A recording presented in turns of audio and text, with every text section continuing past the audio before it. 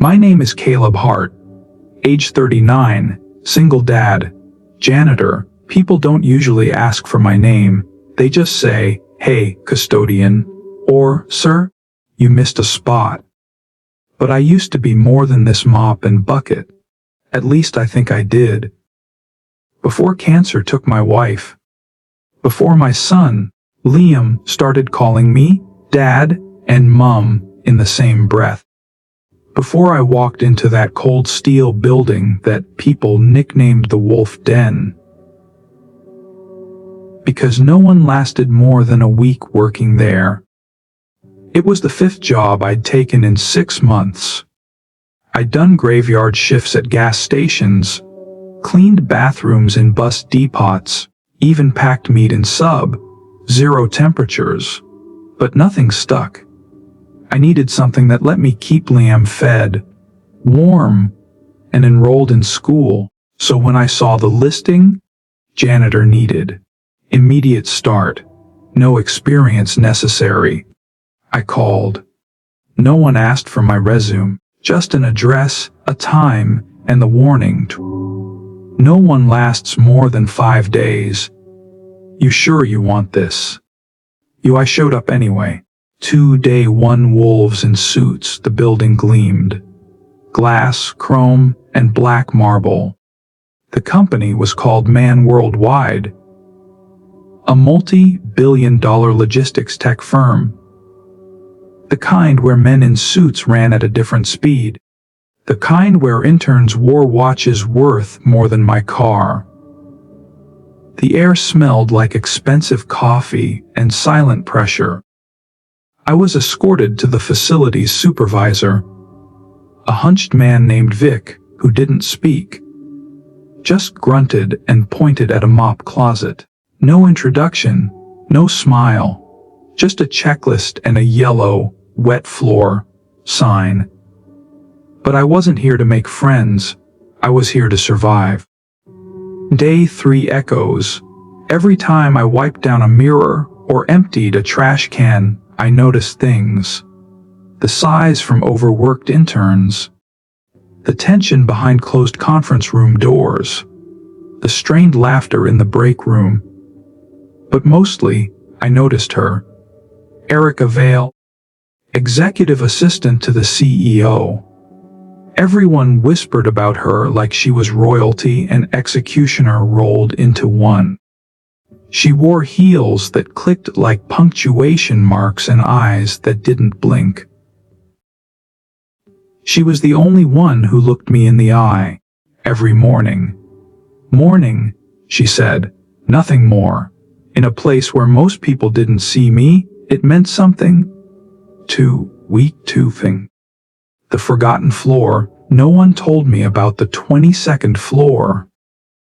It wasn't on the cleaning schedule, but the elevator stopped there if you knew how to override the panel. I didn't mean to find it. I hit the wrong button one night, and when the doors opened, the hallway was dark, dusty, and dead silent. Old file cabinets, abandoned cubicles, dead ferns, and one locked office. The plaque read, Alan M. Noble, founder.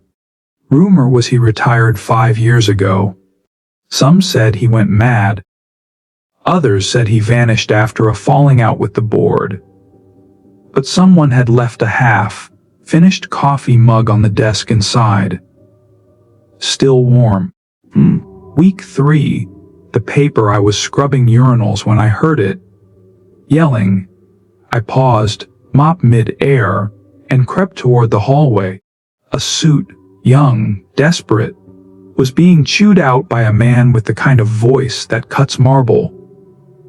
He was tall, mid-50s, silver hair, and rage curling around his jaw. It was Grayson DeWitt, the CEO. You messed with the wrong figures. He hissed. You don't just play with projections, Marcus. You play with lives. Marcus stammered, apologizing. Grayson didn't fire him.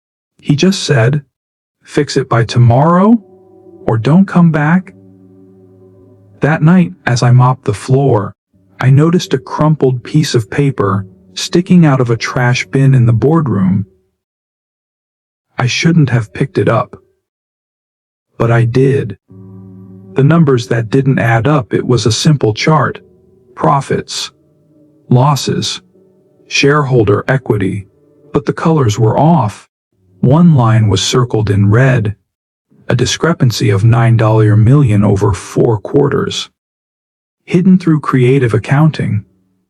I wasn't an expert, but I'd studied numbers once. I used to help my wife file taxes for half the neighborhood before cancer swallowed our world. I copied the sheet. Not to expose anyone, just to understand. And the next morning, Erica cornered me. What do you know? She held the copy, my copy, in her perfectly manicured fingers. Where did you get this? She asked. My mouth went dry. I found it in the trash. She stared, then slowly nodded. You didn't show anyone?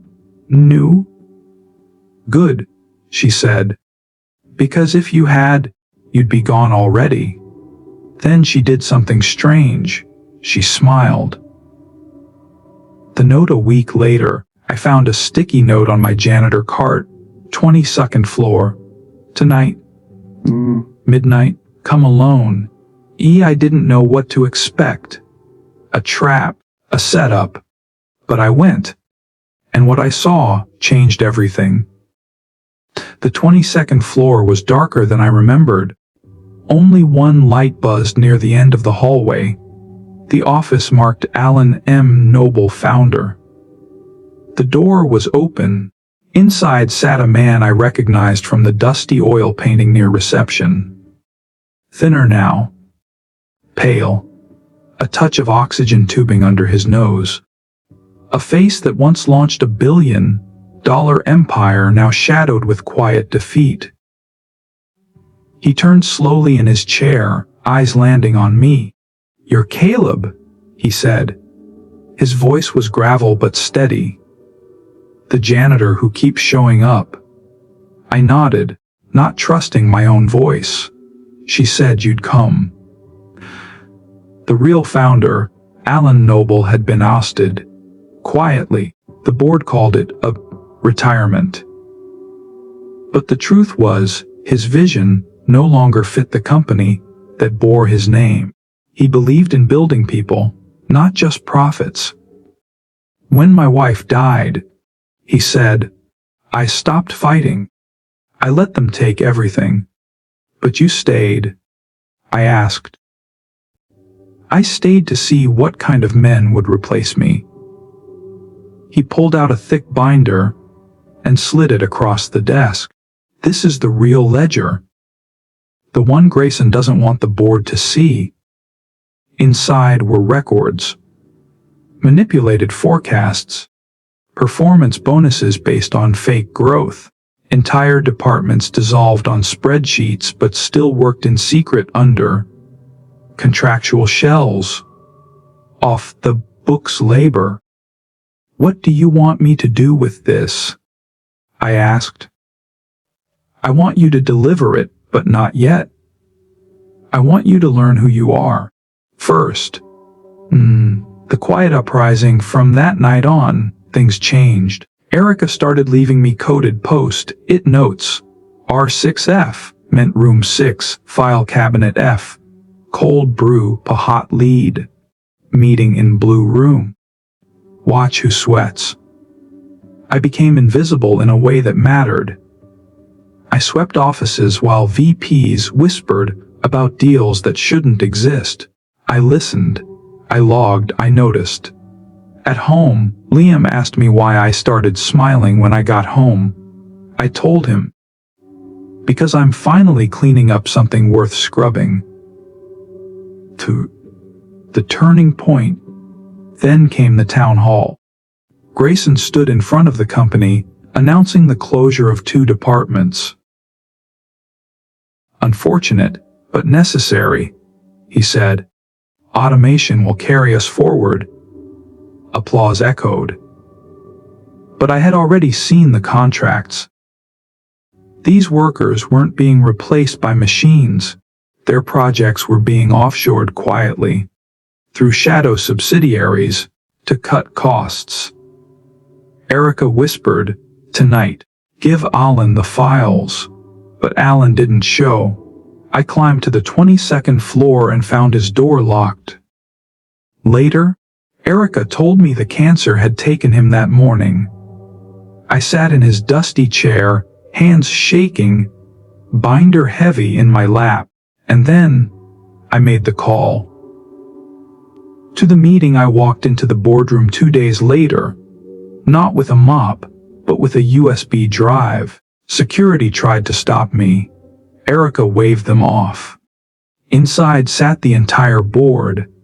Grayson stood at the head, visibly irritated. "You're not scheduled," he said. I plugged in the USB. The screen lit up with data. Real projections. Real losses. Real fraud. "I'm not here to accuse anyone," I said. But Alan Noble trusted me. And if no one else will speak for him, I will. Silence. Then, gasps. One board member stood and turned to Grayson. "Is this true?" Grayson's jaw clenched. "I want my lawyer," he growled. The shift 2 weeks later, Grayson was suspended. Internal audit launched. Erica was promoted to chief of staff. They offered me a raise, a desk. I declined. I asked for better pay and benefits. For every janitor in the company, a fund for single parents, a new daycare on site, and most of all, a bronze plaque installed on the 22nd floor tour in honor of Alan Noble for building what mattered most, people. The final sweep months later, I was still cleaning, by choice. One night, a new intern held the door open for me. "Sir," he said, "is it true you're the janitor who helped oust the CEO?" I shrugged. "I'm just someone who showed up and didn't stop looking." As I turned the corner, I saw Liam waiting in the lobby, backpack slung over his shoulder. He smiled. I nodded, and together, we walked home. Sometimes, it's not the title you hold, but the truth you carry that changes the world. If this story touched you even a little, leave a comment below and tell us what wow you took from it. Don't forget to like, share, and subscribe for more real, human stories that matter. Thanks for watching and for giving us your time.